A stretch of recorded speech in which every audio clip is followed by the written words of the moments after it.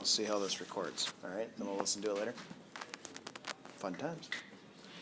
All right, so if I say something like this, if I have x to the third minus 4x squared minus 5x, and the directions were to say factor completely, what do you do?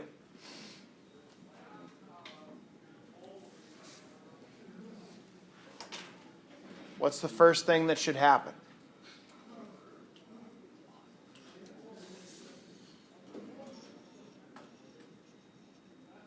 Anybody? Take out an x. Take out an x. When you're looking at factoring completely, the first thing you should always look at is ask yourself, is there anything I can take out that they all share in common? They all have an x, right? So if I take an x to the front, x squared minus 4x minus 5. Now at this particular part, you have factored something, meaning you took something out, like you guys were describing. You took something out at this point. However, is this done completely? No. We can still go a little bit further. Anytime you have x squared, always assume that you can go further with that.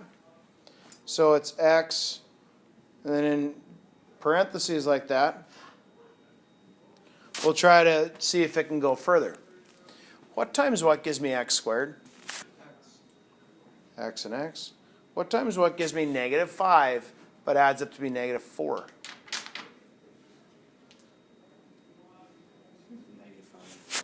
Negative 5 and positive 1.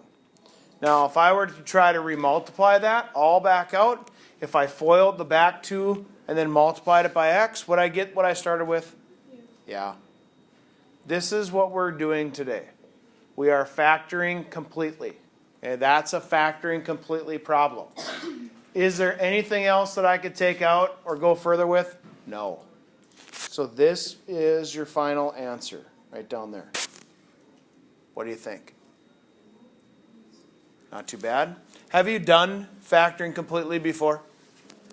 If you think back to your Algebra 1 days, did you ever have that where it said factor completely? I'm pretty sure you probably did. Okay. Now I got to figure out how to get another slide. Oh, there it is. Yeah. Oh, but I got to do this every time? Okay. So to give you another one, if I had 5z to the fourth plus 30z to the third plus 45z squared, the first step should always be to ask yourself, what can I take out to begin with? Is there anything I can take out to begin with? A 5 can come out, and I also heard somebody mention a z. How many z's? Z squared, right. So on the outside it's going to go 5z squared. Now if I took 2 z's out, or not 2 z's, and I had 4 z's, how many would I have left? 2. So I'd have 2 here, plus, anybody know what 30 divided by 5 is? 6.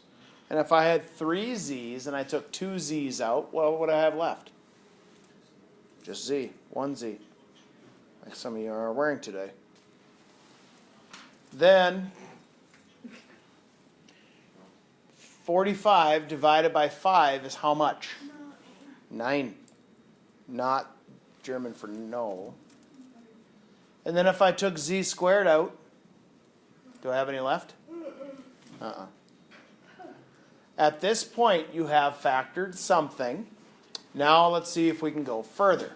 If we can't go further, if we cannot get it to work, then we already have our answer, but you have to try. So what times what gives me z squared? What times what gives me 9, but adds up to be 6, 3, and 3. Now, I am perfectly fine with you guys writing your answer like that. Another acceptable answer for this particular model would have been z plus 3, the quantity squared. And the reason for that is because you had the same group twice. Either way for me is acceptable. What do you guys think so far? A fourth of your assignment is just like these problems. Okay? Now, the next thing that you're going to do is you're going to be setting up, and you'll have to look at things like this. Something cubed plus something cubed. Or something cubed minus something cubed. Those are the things that we're going to have to do. Now, this is a formula-based factoring problem. Meaning, if it's got something cubed plus something cubed, or something cubed minus something cubed, these are formulas. Here's how they work.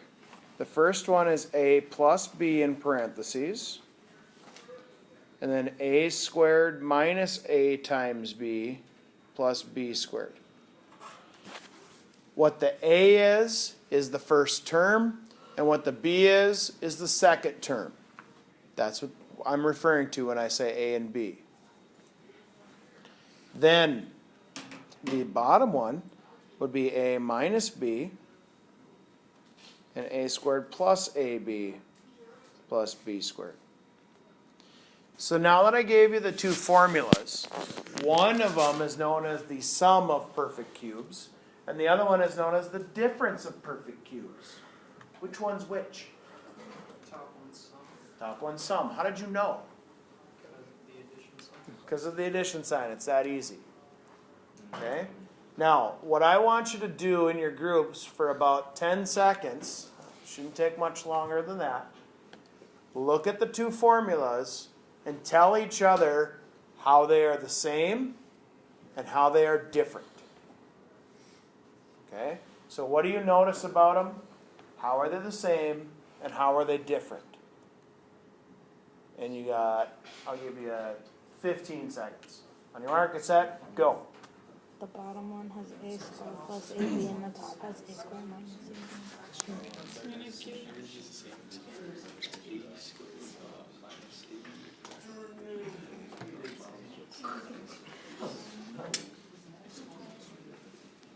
Okay, Jordan, what did you guys come up with? They're the same, except one has addition and one has subtraction. Okay. Haley, did you guys notice anything else about them? They're like opposite of each other. What define opposite of each other? Where are they opposites of each other at? Like the beginning of the first one's a positive, and then the end of it's negative, and then the other one negative and then positive. It flips, right? Okay, what I think Haley is referring to is, just watch this for a second. If I see how this is positive and then that's positive, that's the flip, right? And this is negative and that's negative. That's kind of where it gets flipped, doesn't it? When you have a plus sign in the middle, that means you start with plus in the first group, and then you have a negative in the middle of the second group. When it's a negative in the right here, then you have a negative in the front with a positive in the middle. Okay?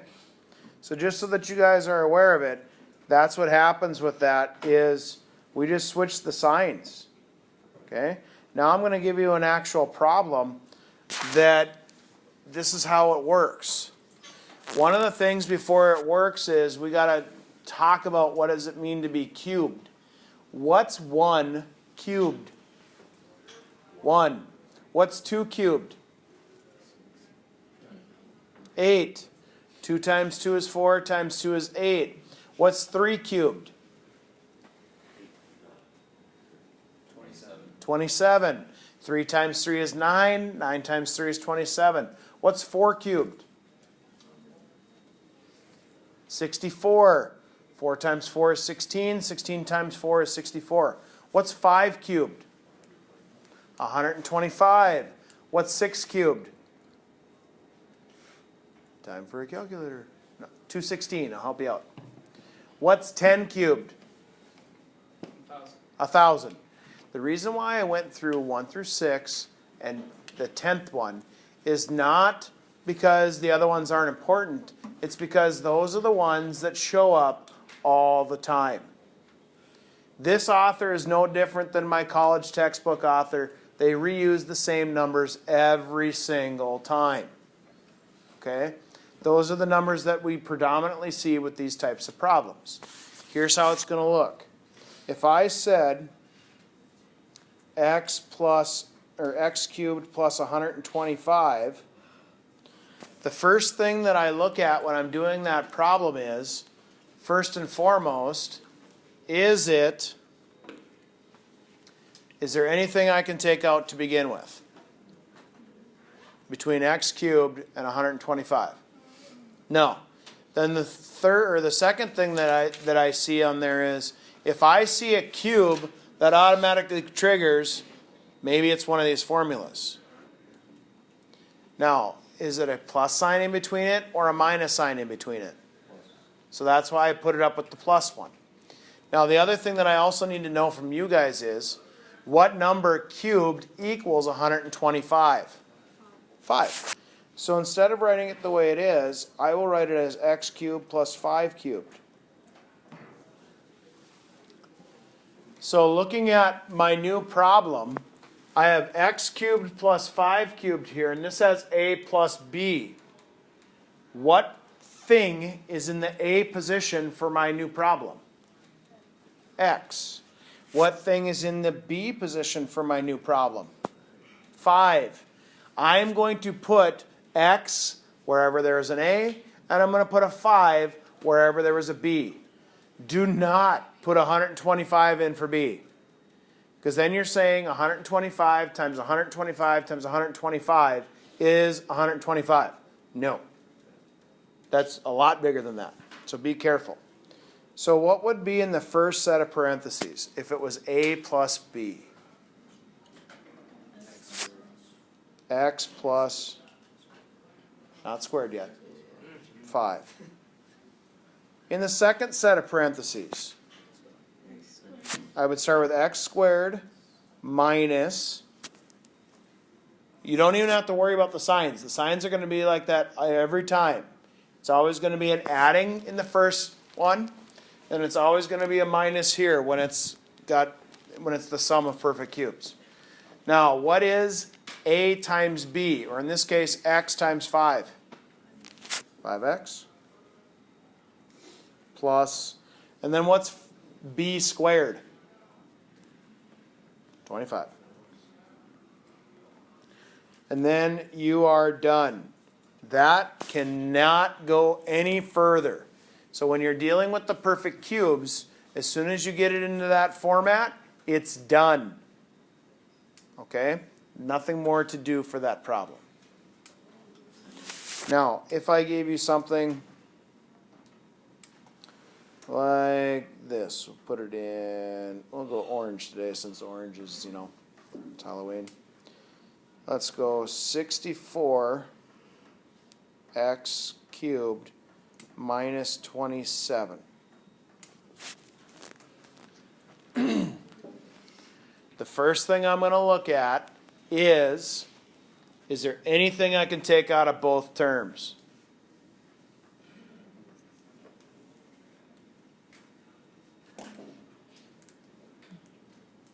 The answer is no. I saw some of your heads shaking no, but it was like guessing.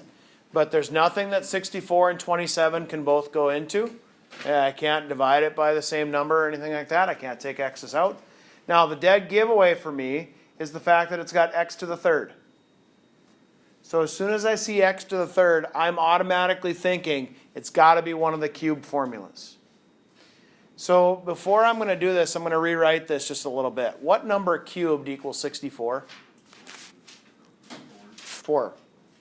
That's the same as saying 4x to the third power. Then 27. What number cubed is 27? 3. Now, the reason why I put the 4x in parentheses, just so that you guys know, is that cube goes to not only where the 64 would be, but also the x. So that's why I put that in parentheses, so that you guys know that, hey, in the a, There is more than just the x this time. It also is the number attached with it. So what's in the A position for my problem? 4x. What's in my B? 3.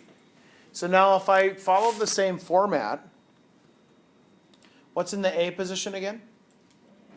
4x minus 3. Then, when I'm taking 4x squared, when I have that, a lot of times people go, well, it's 4x squared and that's the answer. No. What it's trying to tell you to do for that is it's trying to tell you what's 4x times 4x?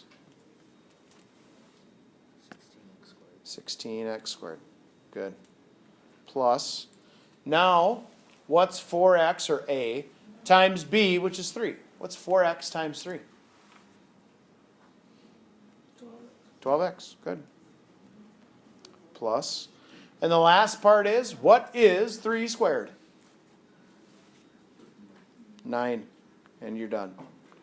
Now, a lot of times people get confused with that because they look at it and they go, what am I supposed to do with the negative? You don't have to do anything with it because you matched it up with the proper formula. Notice in the formula, this was a negative, this was a positive, this was a positive. That is going to be like that the whole time in the formula. Now, the nice thing about it, like I mentioned already, these numbers don't change.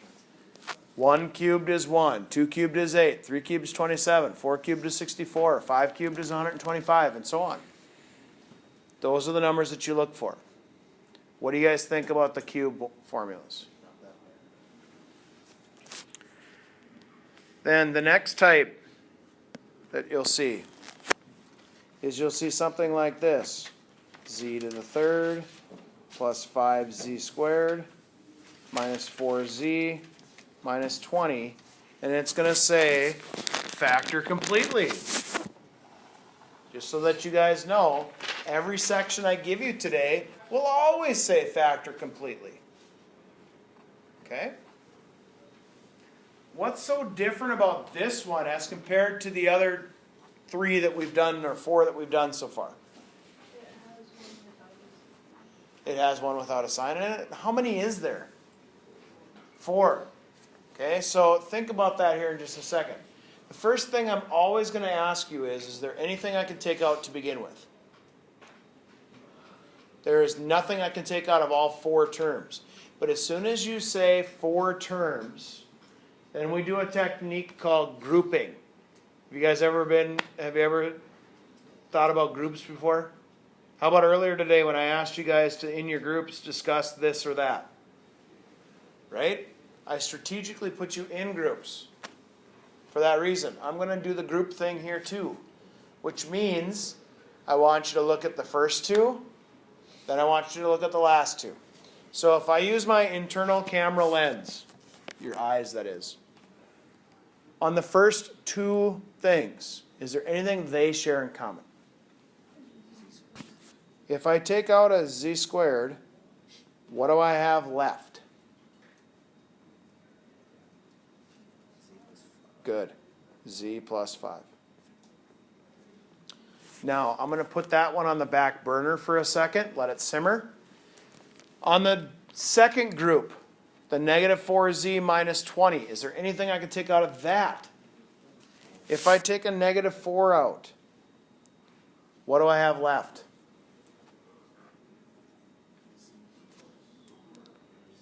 Z plus 5. And again, it's a positive 5 there because as I listened to Jacob, when he took a negative 4 out, if you take a negative out, you should get a positive. Okay? Now, the key to it is when you're doing the group thing, these 2 pieces should be identical if you do it right. Or if it can. If it can't, guess what? Then we might have to try rearranging the order. But what you're going to see in this one is hopefully that group is the same. If it is, then you take that one group out of both things. And what would I have left over? Now here's what I do when I figure out what's left over. If I took a z plus 5 out of the first group and a z plus 5 out of the second group, what do I have left? z squared minus 4. Now, the z plus 5 does not change anything, but because it's z squared, I'm always going to try to get it into more groups if I can. What times what gives me z squared? Z. What times what gives me negative 4, but adds up to be nothing?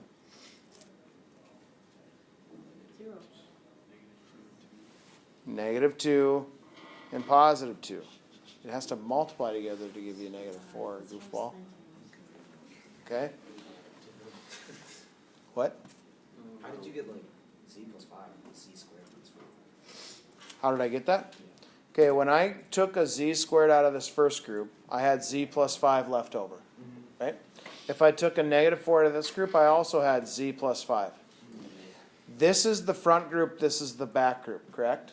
Okay, now, Jordan, in just this group right here, and just this group right here, looking at them as two separate groups, what did they share in common? A z plus 5.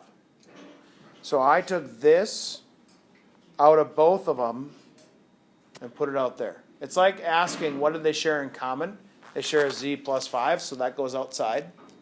And then if I took it out, what would I have left over? Z squared minus 4. And now I try to go further with the z squared minus 4. Is there anything else I can take out? Or is this problem done? Done. This is a technique that I'm sure you guys did in Algebra 1.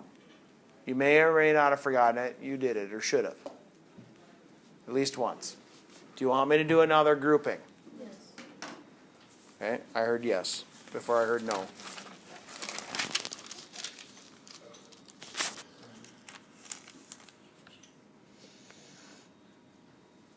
Oh, there we go. Let's try this one.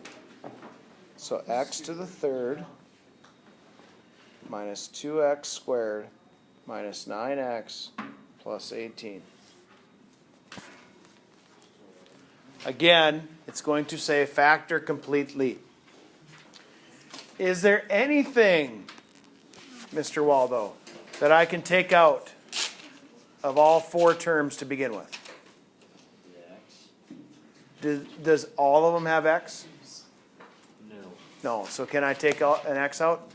No, not yet. Okay. Now, because there are four terms, I just want you to focus on the first two. Now, Trent, is there anything I could take out of the first two? The x's. How many x's? Good. So x squared comes out. What would I have left over if I took two x's away? I'd have x minus 2. Good. On the back group, so just this group here, what can I take out that they share in common? If I take a positive 9 out, I get negative x plus 2. Now, Emma, quick question. What you did isn't wrong, but I want to ask you a quick thing about it. Inside my parentheses, are they identical? No. They're close though, right? What's different about them? Yeah, the signs are opposite. So when you want the signs to change, instead of taking out a positive 9, we're going to take out a negative 9. Okay? That's how we get that to change. If we take a negative 9 out, that changes my signs on the inside. Okay? So I'm glad you said 9 so we could talk about that. Now, is what's inside the parentheses identical? Yes. Yes. Which means if I take it out of the first group and I take it out of the second group, what's left over? X squared minus 9. Nice. Then, from here, x squared minus 9. Can that go further? What times what gives me x squared? X and x. What times what gives me negative 9 but adds up to be nothing? Negative 3, positive 3. What do you think? Not too bad? Then the last type that you're going to see is you're going to see a thing called, well, I like to call them as quadratic type. which means they look like quadratics, except for they're not. So I have 4m to the fourth minus 25. So, first things first, I will always ask you, is there anything I can take out to begin with? No. This is considered a quadratic type. It's not a quadratic because a quadratic would have a highest exponent of? What's the highest exponent of a quadratic? 2. What's the highest exponent for this one? 4. So it's not a quadratic, but we can treat it like one. If you can't take anything out to begin with, then you're going to attempt to do something like this. And now here's where you need to ask yourself, self, what times what gives me 4m to the fourth? 2m squared and 2m squared. Then, what times what gives me negative 25, but adds up to be nothing? Now, just so that you guys know, do you guys know why I'm saying add up to be nothing? Because there's no m. Yeah, there's nothing in the middle. Right. If that was the case, if it would have had like a 4m squared plus 10m, or 4m to the fourth plus 10m squared minus 25 in the middle, then we would have tried to do something. But if there isn't, then you're trying to make it make 0 in the middle. Now, when you do this, is there anything I can go further with? Sometimes you may be able to factor this one further. This one, not so much. Because what times what gives me 5 but adds up to be 0 ain't going to happen. But if the front one would have been like an m squared minus 9, sure, that could have went further. So be careful. This is factored. Is it factored completely? For our problem for this one, yes it is. But sometimes they could not be. So be careful. If I read you the directions from all 4 sections of where your assignment from, here's what it's going to say. From exercises blah to blah, factor completely. From this to this, factor completely. That to that, factor completely. And this to that, factor completely. It's factor completely for the entire thing. Okay? Do you want me to do any more? All right. So on page 184, 6 to 38 evens. And just so that you guys know, the last one that we did is in your assignment somewhere. 6 to what? 38 evens. So that's like 15 questions you got to do. You know?